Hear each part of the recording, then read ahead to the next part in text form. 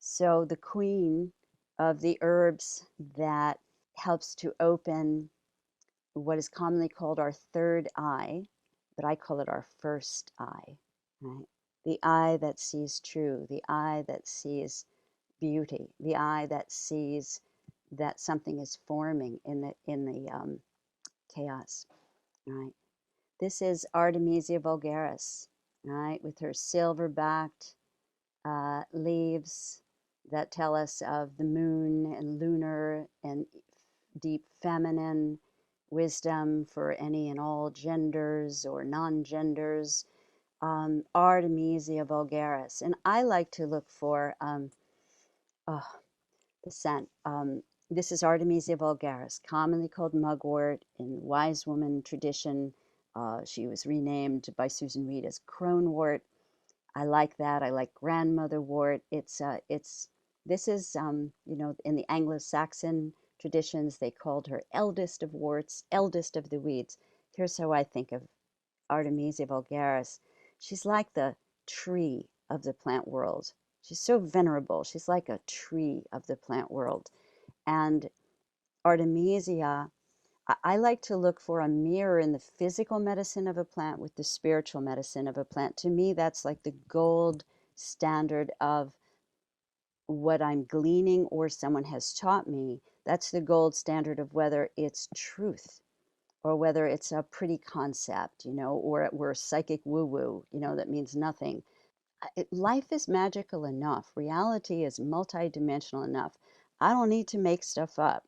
I want the real magic, right? And the real magic is this interconnected web that we're part of, and that everything is part of this movement in this time to reweave, right? The web of healing, the to restore, right? The compassion, the respect, our web of life with as much joy as we possibly can, which does not preclude our grieving. Our grieving is a piece of it. If we repress our grief, then we can't find our joy.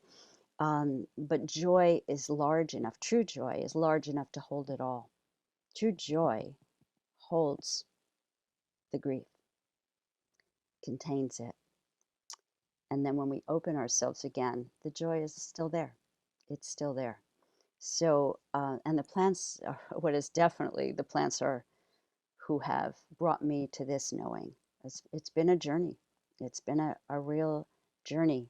So Artemisia, I like to do anything from, rubbing the leaf and smelling it, moving into meditation with a beautiful, yeah,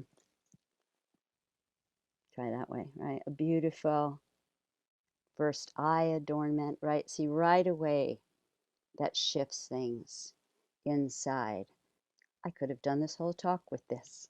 I would have talked slower, more slowly. The physical medicine of Artemisia, right, tones and strengthens the nerves, many other things, but just for this topic, tones and strengthens the nerves and improves brain function and memory. Vast amount of minerals in this plant. I don't use the Artemisia in vinegar as an intuitive medicine. I'll tend to do this kind of thing, or here's a magical Artemisia tincture I made, and I might put that in water, or perhaps, put a drop on my hand and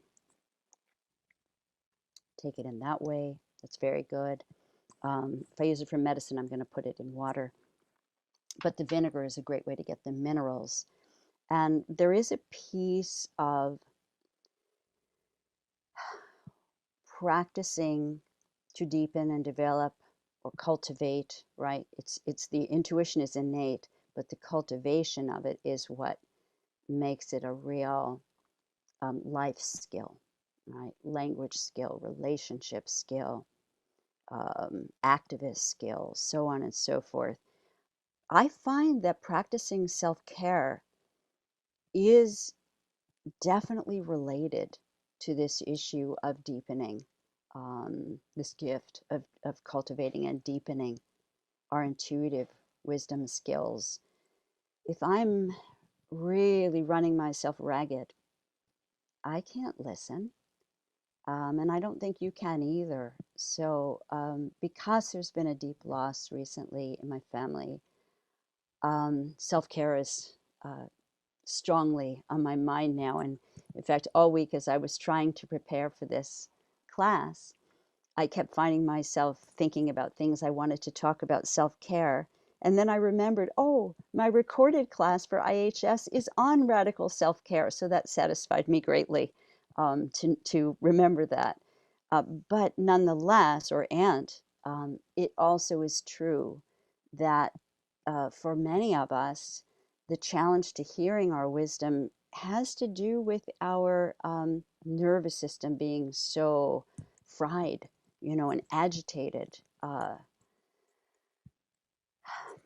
So taking care of the nervous system, right? This is a great plant for that, as well as for deepening dreams, daydreams, night dreams. I call Artemisia the intoxicant that helps us to remember, right? To remember the deepest dreams of our heart.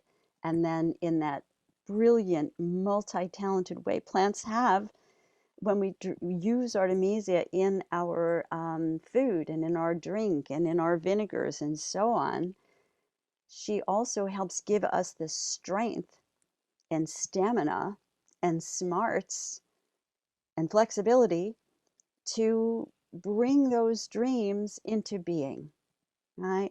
No plant does just one thing, though they do have particular gifts to share, certainly.